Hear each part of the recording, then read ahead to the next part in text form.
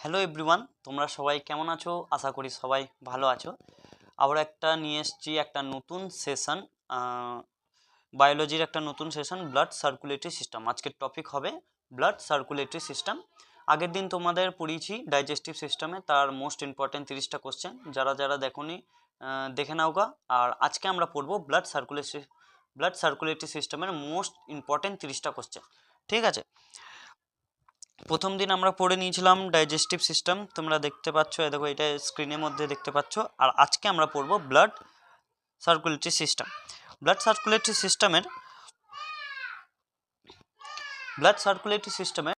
সিস্টেমে সব থেকে ইম্পর্টেন্ট অর্গান হলো আমাদের এই হার্ট। ঠিক আছে, হার্টটা একবার ভালো করে তোমরা দেখে নেবে। এইটা যেহেতু আমরা টার্গেট ব্যাচ হিসাবে চালাচ্ছি, একটা সিরিজ চালাচ্ছি, সেই জন্য পুরো ভালোভাবে এই হার্টটা আমি এখন এক্সপ্লেনেশন দেবো না। যারা যারা এখানে মোস্ট ইম্পর্টেন্ট 30টা কোশ্চেন যেহেতু পড়ছো, আশা করি তোমরা আগে থেকে পড়ে এসছো, মানে টপিকটা ভালো করে বুঝে এসছো। ঠিক আছে, তো এরপর আমরা শুরু করছি মোস্ট ইম্পর্টেন্ট 30টা কোশ্চেন। আজকের প্রথম কোশ্চেনটা তোমাদের সামনে, আজকের প্রথম কোশ্চেন তোমাদের সামনে থাকলো। দেখো যে রক্তের নিচের কোন উপাদানটি রোগ প্রতিরোধ ক্ষমতা বাড়ায় এবং শরীরকে জীবাণুর বিরুদ্ধে লড়াই করতে সাহায্য করে। ঠিক আছে, তাহলে এই কোশ্চেনের অ্যান্সারটা তোমরা কমেন্টের মধ্যে জানিও। আমি এখানে বলে দিচ্ছি, অ্যান্সার হবে শ্বেত রক্তকণিকা, বা যেটা আমরা বলে থাকি WBC, তাকে আমরা এখানে শ্বেত রক্তকণিকা হিসেবে বলা হয়। ঠিক আছে, শ্বেত রক্তকণিকা এর একটু এক্সট্রা আমি একটা কথাগুলো বলে দিই, যে শ্বেত রক্তকণিকা রক্তের একটি উপাদান যা রোগ প্রতিরোধ ব্যবস্থাকে শক্তিশালী করে। ঠিক আছে, মানে আমাদের শরীরের বিভিন্ন রকমের রোগ প্রতিরোধ ক্ষমতাটাকে বাড়ায় WBC। এই কোষগুলি লাল অস্থিমজ্জা, লিম্ফ নোড এবং প্লীহাতে উৎপন্ন হয়। এই কোষগুলি বলতে WBCটা। ঠিক আছে, শ্বেত রক্তকণিকা আরেকটি নাম হলো লিউকোসাইট। শ্বেত রক্তকণিকার আরেকটি নাম হলো লিউকোসাইট। অনেক সময় কোশ্চেনে কিন্তু অনেক সময় এক্সামে কিন্তু এই কোশ্চেনটা তোমরা দেখতে পাবে যে কার আরেকটি নাম লিউকোসাইট, তো অ্যান্সারটা হবে WBC। ঠিক আছে, WBC বা শ্বেত রক্তকণিকা। এর জীবনকাল হলো তোমার 12 থেকে 20 দিন। এই কোষগুলি বর্ণহীন, কারণ এতে কোনো রঞ্জক পদার্থ থাকে না। এই কোষগুলি WBC হলো একটি বর্ণহীন পদার্থ বা বর্ণহীন তরল যাকে বলতে পারো, কারণ এটাতে কোনো রঞ্জক পদার্থ থাকে না। পরে কোশ্চেনে আমরা চলে যাই, পরে কোশ্চেন হলো এটা তোমাদের সামনে, যে মানব হৃদয় ফুসফুসীয় শিরার সাথে সংযুক্ত থাকে ফুসফুসীয় শিরা। ঠিক আছে, তোমাদের আমি হার্ট একটু আগেই দেখিয়েছিলাম হার্টটা। ঠিক আছে, দেখো হার্ট। এরপর এইগুলো যে পালমোনারি আর্টারিস, ঠিক আছে, পালমোনারি আর্টারিস যেগুলো আমরা দেখছি, এইগুলো কিন্তু আমাদের ফুসফুসের সঙ্গে জড়িত থাকে। ঠিক আছে, এগুলো আমাদের ফুসফুসের সঙ্গে জড়িত থাকে। এবার ফুসফুসের সঙ্গে জড়িত, এখানে আমাদের এই পার্টটা আমাদের ফুসফুসের সঙ্গে কিন্তু জড়িত থাকে এই হার্টের, যা হলো লেফট আট্রিয়াম। ঠিক আছে, এটা হলো লেফট আট্রিয়াম। তো কোশ্চেনটা অ্যান্সার আমরা দেখব, যে তাহলে কোশ্চেনের অ্যান্সারটা আমরা দেখছি, যে কোশ্চেনের অ্যান্সার হবে বাম অলিন্দ। অ্যান্সারটা হবে বাম অলিন্দ, যা মানব হৃদয়ে ফুসফুসীয় শিরার সাথে যুক্ত থাকে। পরে কোশ্চেনটা আমরা দেখছি। পরে কোশ্চেন হলো, মানুষের মধ্যে স্বাভাবিক সিস্টোল এবং ডায়াস্টোলিক চাপ কত? সিস্টোলিক এবং ডায়াস্টোলিক চাপ গোদা বাংলায় এটা হলো যে আমাদের নর্মাল ব্লাড প্রেশার কত। ঠিক আছে, নর্মাল ব্লাড প্রেশারের তাহলে অ্যান্সার হবে 120 mmHg/80। ঠিক আছে, এরপর যারা ডায়াস্টোলিক এবং সিস্টোলিক এবং ডায়াস্টোলিক প্রেশার মানে জানো না, তাদের যদি আমি এক্সপ্লেনেশন ভালোভাবে দিই, তাহলে যখন আমাদের হার্ট সংকোচন হয় এবং তখন আমাদের হার্ট থেকে যে ব্লাডটা ধমনীতে যায় এবং ধমনীর মধ্যে যে প্রেশারটা পড়ে, সেটা হলো সিস্টোলিক প্রেশার। যে সর্বোচ্চ প্রেসারটা পড়ে, ঠিক আছে, সেটা হলো সিস্টোলিক প্রেসার। আর ডায়াস্টোলিক প্রেসার কি হলো, ধমনী যখন রিল্যাক্স হয়, যখন ধমনী নয়, হার্ট যখন রিল্যাক্স হয় তখন ধমনী থেকে রক্ত আমাদের হার্টের মধ্যে আসে, তখন ধমনীর মধ্যে যে সর্বনিম্ন চাপটা হয় সেটা হলো ডায়াস্টোলিক প্রেসার, ঠিক আছে। তাহলে অ্যান্সারটা হবে তোমাদের মানুষের মধ্যে স্বাভাবিক সিস্টোলিক চাপ 120 mm পারদ ও ডায়াস্টোলিক চাপ 80। পরে কোশ্চেনটা দেখে নাও। পরে কোশ্চেনটা হলো রক্তের নিম্নলিখিত উপাদানগুলির মধ্যে কোনটি জমাট বাঁধতে সাহায্য করে। আমাদের হাত পা কেটে গেলে কিছুক্ষণের পরেই কিন্তু রক্ত জমাট বেঁধে যায়, তারপরে আর রক্ত পড়ে না সেই জায়গা থেকে, ঠিক আছে। তাহলে সেটা আমাদের রক্ত বাঁধতে সাহায্য করে কে, তাহলে অ্যান্সার হলো ডিম্বাণু বা প্লেটলেটস। অ্যান্ড বেশিরভাগ সময় তোমাদের অপশানে প্লেটলেটসই থাকবে, তাহলে অ্যান্সার হবে প্লেটলেটস, ঠিক আছে। পরে কোশ্চেনে চলে যাই।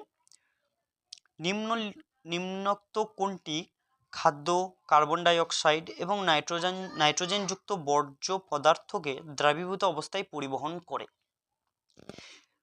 তাহলে কোশ্চেনটা বুঝতে পেরেছো যে আমাদের শরীরের মধ্যে কোন পদার্থ আছে যা খাদ্য, কার্বন ডাই অক্সাইড এবং নাইট্রোজেনযুক্ত বর্জ্য পদার্থগুলো দ্রাবীভূত অবস্থায় পরিবহন করে। তাহলে অ্যান্সার হলো এখানে আমাদের অ্যান্সার প্লাজমা, ঠিক আছে। অ্যান্সার হবে কি না প্লাজমা। প্লাজমা ব্যাপারটা কি আমি তোমাদের একটু ভালো করে বুঝিয়ে দিই। প্লাজমা শরীরের রক্তের তরল উপাদান, ঠিক আছে। প্লাজমা হলো আমাদের শরীরের রক্তের তরল উপাদান। এটি মোট রক্তের 55% গঠন করে। এটি শরীরকে আঘাত থেকে রক্ষা, পুষ্টি উপাদান বিতরণ, কার্বন ডাই অক্সাইড এবং নাইট্রোজেনযুক্ত বর্জ্য পদার্থ দ্রাবীভূত অবস্থায় পরিবহন করা, শরীরের ময়লা পরিষ্কার করা, সংক্রমণ প্রতিরোধ এবং রোগ প্রতিরোধ ক্ষমতা বাড়ানোর জন্য প্রয়োজনীয়। এবার তোমরা এই টেক্সটগুলো ভালো করে দেখে নেবে, তাহলে তোমরা আরো ভালো করে বুঝতে পারবে, ঠিক আছে। পরে কোশ্চেন হলো মানব রক্ত গঠনের জন্য নিচের কোনটি প্রয়োজন। এই কোশ্চেনটা কিন্তু আমাদের বেশিরভাগ কম্পিটিটিভ এক্সামে কিন্তু তোমরা দেখতে পারবে। যেমন এই কোশ্চেনটা নেওয়া হয়েছে আরআরবি গ্রুপ ডির 2022 থেকে শিফট 2। তাহলে কোশ্চেনের অ্যান্সারটা হবে কি, অ্যান্সারটা হবে লোহা। লোহা কিন্তু আমাদের রক্ত গঠনের জন্য মূল উপাদান, ঠিক আছে। পরে কোশ্চেনটা হলো কি, শোষণ রঞ্জক হিমোগ্লোবিন নিচের কোনটিতে উপস্থিত থাকে। হিমোগ্লোবিন আমরা কোথায় পাই না, হিমোগ্লোবিন পাই আমরা লোহিত রক্তকণিকায় বা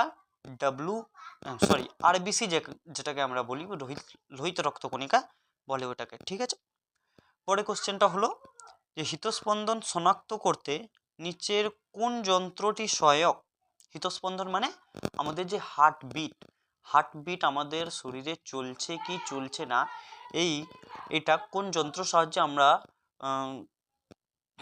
আমরা কোন যন্ত্র সাহায্যে শনাক্ত করতে পারি। এরপর অনেক সময় আমরা যখন ডাক্তার দেখাতে যাই, তাহলে ডাক্তারের গলায় কিন্তু একটা যন্ত্র সবসময় ঝুলতে থাকে, দেখবে সেই যন্ত্রটার নাম হলো স্টেথোস্কোপ, ঠিক আছে। ওই যন্ত্রটার মাধ্যমে ডাক্তার আমাদের হার্টবিট চেক করে, ঠিক আছে। তাহলে অ্যান্সারটা হলো এ। পরে কোশ্চেনটা চলে যায়। পরে কোশ্চেনটা হলো যে নিচের কোন রঞ্জক পদার্থে অক্সিজেনের প্রতি উচ্চ আকর্ষণ আছে। তাহলে কোন রঞ্জক পদার্থটি অক্সিজেনের প্রতি উচ্চ আকর্ষণ আছে, অ্যান্সার হলো হিমোগ্লোবিন কিন্তু অক্সিজেন যুক্ত রক্ত, ঠিক আছে। পরে কোশ্চেনটা চলে যায়। পরে কোশ্চেনটা হলো যে নিচের কোন রক্ত গ্রুপকে সর্বজনীন দাতা বলা হয়। সর্বজনীন দাতা বলতে যে রক্তের ব্লাড গ্রুপ তুমি সমস্ত মানুষের রক্তের ব্লাড গ্রুপকে দিতে পারবে, যেমন এ বি।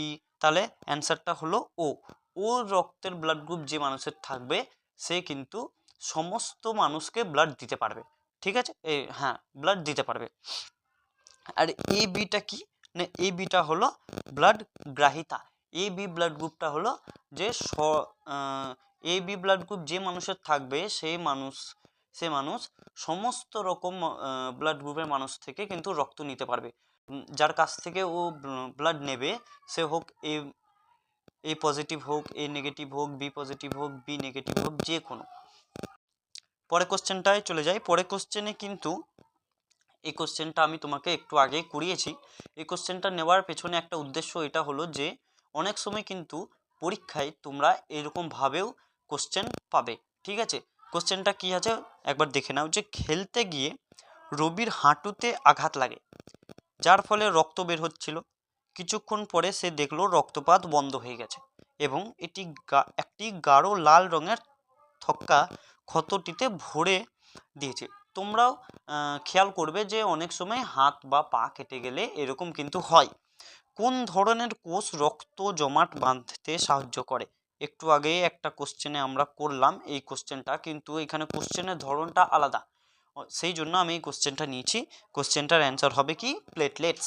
ঠিক আছে, পরে কোশ্চেনটা হলো নিচের মধ্যে কোনটি মানুষের কোষে নিজের আকার পরিবর্তন করার ক্ষমতা রাখে? তাহলে অ্যান্সারটা কি হবে?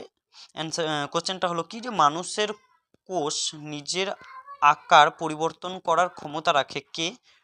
তা হবে ডব্লিউবিসি কিন্তু। ঠিক আছে, ডব্লিউবিসি মানুষের মধ্যে আমাদের ডব্লিউবিসিটা কি করে যে নিজের আকার কিন্তু পরিবর্তন করতে পারে। ঠিক আছে, পরের কোশ্চেনটা কি হলো যে একজন প্রাপ্তবয়স্ক মানুষের হৃৎপিণ্ডর গড় ওজন প্রায় কত? এখানে মানুষের বলেছে, আমরা জেনারেলি যদি মহিলা এখানে বলা হয় তাহলে মহিলার কিন্তু গড় ওজন কিন্তু 250 থেকে 300 গ্রাম হবে এবং পুরুষের ক্ষেত্রে এটি কিন্তু 300 থেকে 350 গ্রাম হবে। আর আমাদের এখানে মানুষের যেহেতু এখানে কোনো জেন্ডার এইভাবে বলা হয়নি, তাই কোশ্চেনের অ্যান্সার কিন্তু 300 করব, কারণ এখানে যেহেতু না ছেলের পুরুষের বলেছে না মহিলার বলেছে, এখানে একটা মানুষ বলেছে। ঠিক আছে, তাহলে অ্যান্সারটা হবে কিন্তু এখানে 300, অ্যান্সার বি। পরের কোশ্চেনে চলে যায়। পরের কোশ্চেনটা হলো এদের মধ্যে কোনটি মানুষের রক্তে পাওয়া যায় না? মানুষের রক্তে লিউকোসাইট একটু আগেই তোমাদের বললাম।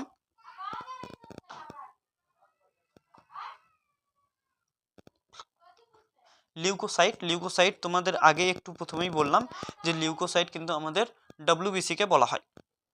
লিম্ফোসাইট কিন্তু আমাদের রক্তের মধ্যে পাওয়া যায়। মোনোসাইটও কিন্তু আমাদের রক্তের মধ্যে পাওয়া যায় না, পাওয়া যায়, কিন্তু কন্ড্রোসাইট যে আছে, কন্ড্রোসাইট বলে আমাদের রক্তে কিন্তু কিছু পাওয়া যায় না। ঠিক আছে, তাহলে অ্যান্সার হবে বি। পরের কোশ্চেন হলো রক্তচাপ বল আমি তোমাদের একটু আগেই ডায়াস্টোলিক অ্যান্ড সিস্টোলিক প্রেসারটা বোঝালাম। সেই জিনিসটাই হলো রক্তচাপ বল, যেটা কি না রক্তনালীর দেওয়ালে যে বল প্রয়োগ করে সেটা হলো রক্তচাপ বল। রক্তনালীর দেওয়ালে, ঠিক আছে, রক্তনালীর দেওয়ালে যে বল প্রয়োগ করে সেটাই হলো রক্তচাপ বল। পরের কোশ্চেনটা হলো কার্ল ল্যান্ডস্টেনার কিসের জন্য পরিচিত? কার্ল ল্যান্ডস্টেনার কিন্তু খুবই একটা জনপ্রিয় আবিষ্কার করেছিলেন, তা হলো আমাদের রক্ত গোষ্ঠীর শ্রেণী বিভাগ। যা আমরা প্রত্যেক মানুষের কিন্তু ব্লাড গ্রুপ আলাদা হয়, তোমরা দেখেছো, কারো এ কারো বি, কারো এ বি, আবার কারো ও। এই যে শ্রেণী বিভাগটা, এই শ্রেণী বিভাগটাই করেছিলেন কার্ল ল্যান্ডস্টেনার। ঠিক আছে, পরের কোশ্চেনটা কি যে মানুষের শরীরে পিএইচ স্তর কত হয়? মানুষের শরীরের পিএইচ স্তর, এখানে কোশ্চেনটা একটু ভুল আছে, মানুষের শরীরের এখানে হবে ব্লাড। ঠিক আছে, অ্যান্সার কোশ্চেনটা হবে এখানে ব্লাডের পিএইচ কিন্তু বলা হয়েছে, এখানে কিন্তু ব্লাডের পিএইচ আমাদের কাছে জানতে চেয়েছে। ঠিক আছে, এখানে কোশ্চেনে একটু প্রিন্ট করতে ভুল হয়েছে, অ্যান্সারটা হবে 7 থেকে 7.8।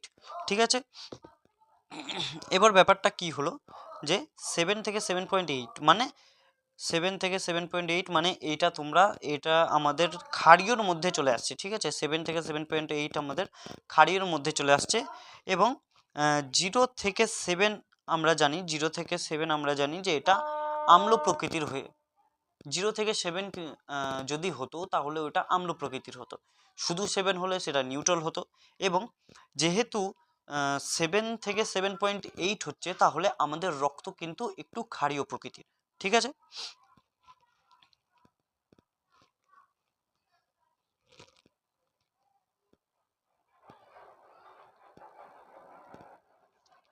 তাহলে অ্যান্সারটা হবে কি?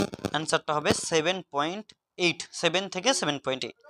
পরের কোশ্চেনটা আমরা চলে যাই যে এদের মধ্যে কোনটি একটি রক্ত গ্রুপ নয়। এই কোশ্চেনটা তোমরা আশা করি সবাই পারবে যারা ব্লাড গ্রুপ জানো, যে হ্যাঁ কোন কোনগুলো ব্লাড গ্রুপ আছে। এ একটা ব্লাড গ্রুপ, এ বি একটা ব্লাড গ্রুপ, ও একটা ব্লাড গ্রুপ, কিন্তু সি কোনো ব্লাড গ্রুপ নেই। সি তাহলে রাইট অ্যান্সার হবে। ঠিক আছে, পরের কোশ্চেনটা চলে যায়। পরের কোশ্চেনটা হলো যে সেই বিকল্পটি বেছে নিন যা সংবহনতন্ত্রের প্রসঙ্গে সত্য নয়। সংবহনতন্ত্রের প্রসঙ্গে সত্য নয় কি?